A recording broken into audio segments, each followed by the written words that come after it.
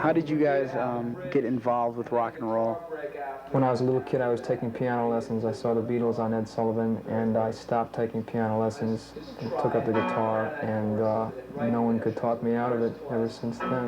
Well, my two older brothers, my parents tried to get them into music. They bought them a drum, and neither one of them showed any interest. What talent? So the drum just sat in the closet, and I just used to take it all the time and just play on my own. I've been playing ever since then, about 6, 7 years old.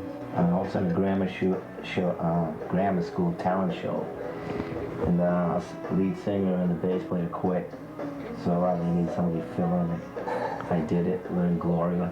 In about 3 nights, and kept the chore as the bass player. Well, ever since I can remember, I love to piss people off, and it pissed my parents off.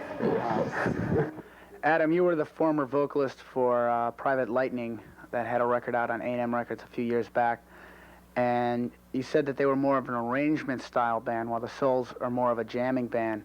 Was this a personal thing, or is it a group decision to just relax and have fun a little bit more than Private Lightning was?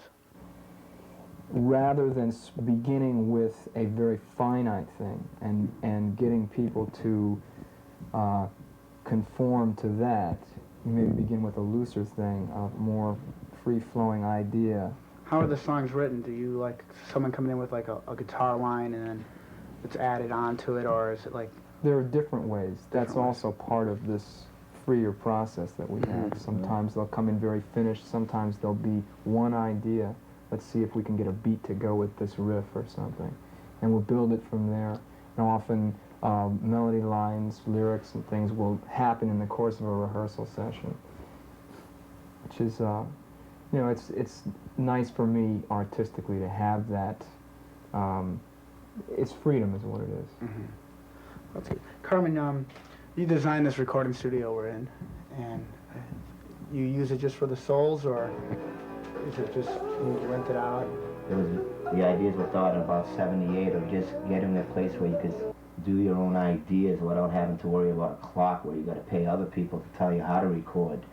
So basically that was the beginning of it, and then we hooked on to each other. Everybody knows how, and basically it's mostly to do our ideas without having to pay somebody else. And I do rent it out sort of just to friends, so to speak, because, you know, it's a big musical family that we're all involved with.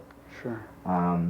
But it's basically, you know, sort of say, I'd say 85% for our own artistic views, how to set them up. That must help the band out a lot. Yeah. I mean, well, it's definitely, especially when you can go into a place and not worry about your times, 8 to 5, let's say, you know.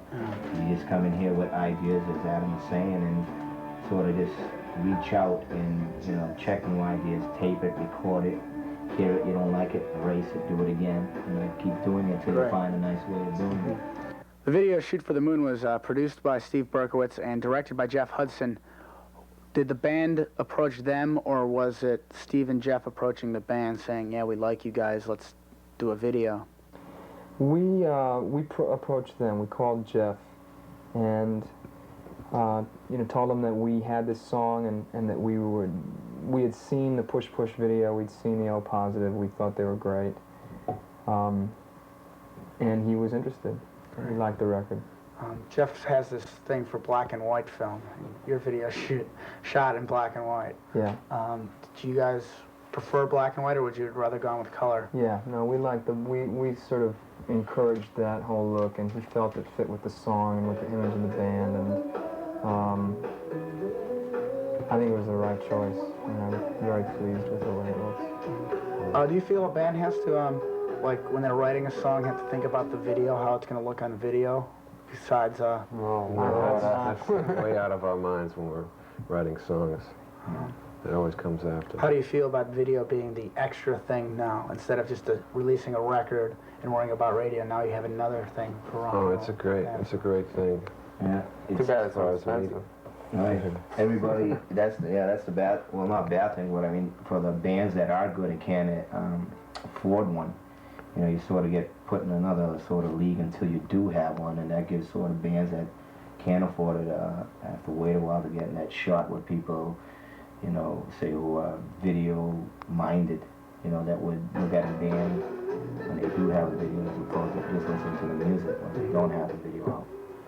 But it's something that surely you're going to have to do, as before it was a demo tape. Yeah. You're going into vinyl, now it's getting into video. Do you feel that the success of the video on V66 has given the band more of a push than it would have if it was just released as a radio song? Yeah, definitely. Broadens the audience also. Little kids watching. B66, 8-year-olds.